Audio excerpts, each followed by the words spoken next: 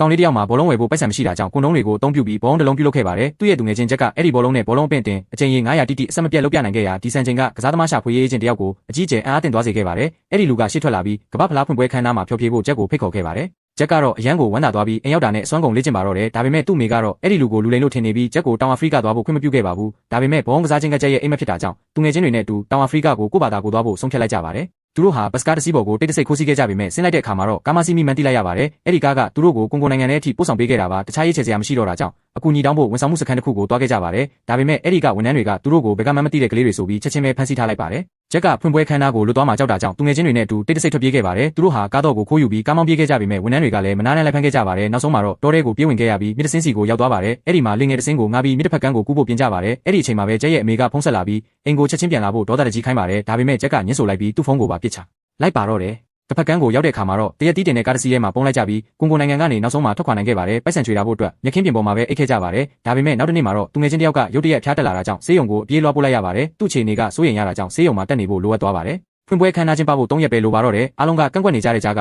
အဲ့ဒီဖျားနေတဲ့ကောင်လေးကပဲအဖွဲ့နဲ့အတူဆက်သွားဖို့အတင်းတိုက်တွန်းခဲ့ပါတယ်။ဖွင့်ပွဲနေ့မှာတော့သူတို့ဟာအားကစားကွင်းကြီးစီကိုရောက်ရှိသွားပေမဲ့ဝင်ခွင့်လက်မှတ်မရှိတာကြောင့်တားဆီးခံလိုက်ရပါတယ်။ကံကောင်းတာကတော့သူတို့စီမှာစောစောကအေဂျင့်ပေးထားတဲ့လိပ်စာကတ်ရှိနေခဲ့ပါတယ်။နောက်ဆုံးမှာတော့ချက်ကိုအားကစားကွင်းရဲ့အထိအောင်မြင်ပို့ဆောင်ပေးနိုင်ခဲ့ပြီးဖွင့်ပွဲခန်းနားမှာဖျော်ဖြေမှုကြီးကိုအောင်မြင်စွာပြုလုပ်နိုင်ခဲ့ပါတယ်။တလတာအချိန်နဲ့ကီလိုမီတာ3000ခရီးကိုဖျက်ကျော်ပြီးနောက်မှာတော့ဒီကလေးလေးတွေဟာသူတို့ရဲ့အိမ်မက်ကိုအကောင့်ထဲပေါ်နိုင်ခဲ့ကြပါတော့တယ်။ကလေးတွေရဲ့အိမ်မက်အတွက်စူးစမ်းအားထုတ်မှုကတကယ့်ကိုလေးစားဖို့ကောင်းပါတယ်နော်။